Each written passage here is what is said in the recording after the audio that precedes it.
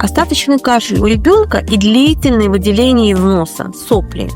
Очень многие мамы жалуются и пугаются этого состояния, и для многих это считается нормой. На самом деле, почему это происходит? Когда вирус приходит извне, он попадает на наши слизистые носа, носоглотки, то наша иммунная система, она активная, она начинает быстро реагировать, и лимфа пытается вирус смыть. Вирус всегда приходит сверху, а лимфа течет снизу вверх. И вот все, что мы называем выделениями из носа, когда появляются сопли, слизь, активное чихание, это первые признаки вирусной инфекции.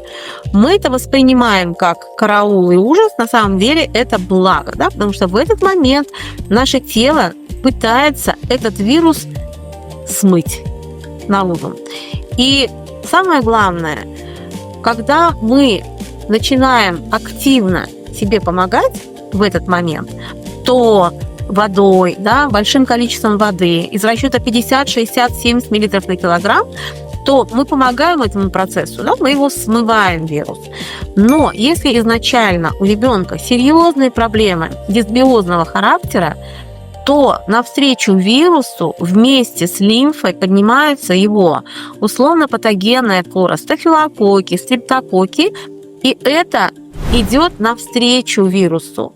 Поэтому, когда вирус уже нейтрализовался, он уже закончился, очень долгое время дети кашляют и сопливят. Это бесконечный процесс выделения уже зеленого, желтого цвета, кашливание, слизь тоже желтого цвета, не белая, как, да, вирусная, как при вирусной инфекции.